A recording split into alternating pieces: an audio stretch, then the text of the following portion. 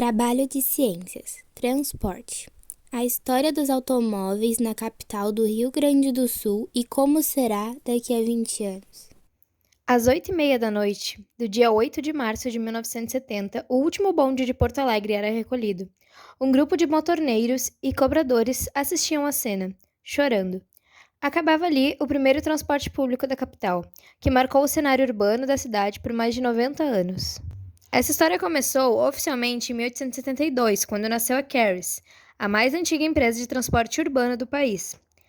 Primeiro, os bondes eram puxados à mula, de metal e madeira e com lamparinas a querosene. Uma viagem do centro ao Menino Deus podia levar horas. Acontecia até dos passageiros descerem do bonde com pena dos pobres bichinhos. Em 1908, a companhia inaugurou o serviço dos bondes elétricos.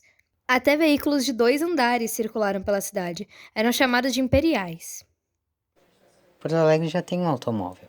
É o que consta no título do Correio do Povo de abril de 1906. Mas afinal, onde tudo começou? A história do automóvel em Porto Alegre se inicia em abril de 1906, quando Januário Greco importa da Argentina um veículo já usado da marca francesa de Jean Bouton, movido por álcool. O carro não podia sair da alfândega, pois não havia quem soubesse dirigi-lo. Consta que somente depois de vários dias alguém lembrou que havia um detento na casa de correção, que era mecânico e que já havia dirigido automóveis. Foi então providenciado o reboque, ou melhor, um animal. No pátio interno do presídio, foi colocado em movimento pelo detento Manini G. Constante, um imigrante italiano que havia sido preso por desordem e agressões. Uma empresa que se destacou muito em Porto Alegre foi a Companhia Aliança do Sul. A Companhia Aliança do Sul, com sede em Porto Alegre, foi uma empresa muito importante na importação de veículos nos primeiros anos do século XX. Custo. Para se ter uma ideia, os custos naquela época para comprar um automóvel nessas condições eram várias vezes superiores aos preços atuais de um carro de luxo, e somente pessoas de grande poder aquisitivo conseguiam adquirir. 10 anos depois da chegada do primeiro automóvel à cidade, o número de veículos registrados era apenas 231. Companhia Sul Ford.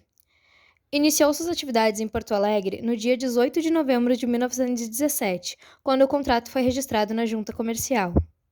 A Sul Ford intermediava a importação de automóveis, tratores, peças e catálogos para aquelas empresas que desejassem ser revendedor Ford em Porto Alegre ou em qualquer cidade do Rio Grande do Sul. Emissão de gás carbônico. Podemos perceber pelo primeiro gráfico feito em 2009 a comparação da emissão de gás carbônico de alguns países, um deles sendo o Brasil. Mais uma coisa que podemos perceber, que na verdade é até mesmo bem preocupante, é quanto a emissão de gás carbônico nos Estados Unidos está altíssima, isso somente em 2009.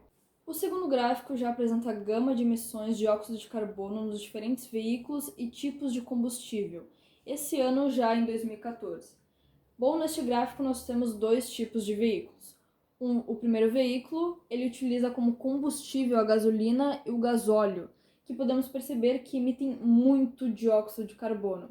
Já o segundo veículo tem como combustível a energia renovável, energia mista e até mesmo 100% energia carvão, que comparado à gasolina e o gasóleo, emitem muito pouco dióxido de carbono. O nosso terceiro gráfico já mostra os transportes diversos e a repartição da emissão de dióxido de carbono entre eles. Vamos começar então com o transporte rodoviário. Podemos perceber e ver no gráfico como o carro é o maior emissor de dióxido de carbono entre eles, com 60,7%. Logo atrás vêm os caminhões de carga pesada, os caminhões de carga leve e, por fim, as motos, motocicletas.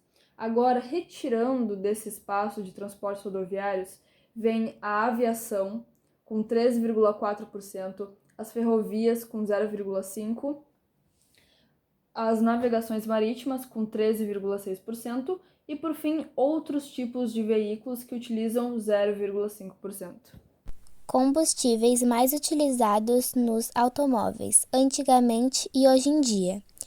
Os combustíveis automotivos mais utilizados no Brasil são a gasolina, um hidrocarboneto apolar e o álcool. Abaixo vemos um gráfico dos combustíveis automotivos mais utilizados no ano de 2010. Gases eliminados pelos veículos. Essa emissão é composta de gases como monóxido de carbono, óxidos de nitrogênio, hidrocarbonetos, óxidos de enxofre, material particulado, etc. O monóxido de carbono é um gás resultante da queima incompleta de combustível e, inalado, reduz a capacidade do sangue de transportar oxigênio. Muito combatido nos anos 70 e 80, quando os veículos emitiam grandes quantidades. Sua emissão foi bastante reduzida com o avanço das tecnologias de combustão e controle. Contribuição de Porto Alegre ao aquecimento global. As emissões do transporte terrestre são oriundas da queima de gasolina, etanol, GNV e diesel, sendo este último segregado entre público e privado. As emissões dessas categorias, que apresentam a evolução das emissões de transporte terrestre por tipo de combustível e transporte público ou privado. Ao longo do tempo, é possível observar a grande representatividade das emissões causadas da queima da gasolina frente aos outros combustíveis. Em 2019, as emissões da gasolina respondiam por cerca de 64,7% do total, seguido pelo diesel, 29,7%, sendo 11% do transporte público. Gás natural veicular, GNV, 5,5% e etanol, 0,01%. Como vemos no gráfico em 2019, as emissões totais de diesel em transporte público e privado reduziram 19% se comparadas com 2016. Em contrapartida, as emissões do GNV aumentaram ao longo dos anos, crescendo 48% nesse mesmo período. Para a gasolina, as emissões de 2019 tiveram uma redução de 3% em relação a 2016, embora estas tenham variado entre queda e crescimento ao longo dos anos. O comportamento das emissões de gasolina influenciou de maneira significativa nas emissões do setor como um todo, que reduziram 6% de 2016 para 2019. Bem, a solução para esse problema seria o uso de combustível elétrico.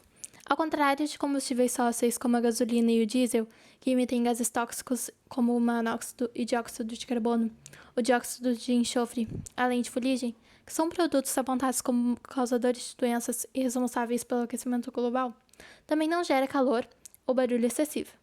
Possui melhor aproveitamento energético. Consequentemente, gera menor a quantidade de lixo e poluição gerada, e menos energia gasta para a produção de peças, componentes e fluidos para o carro. Agradecemos sua atenção.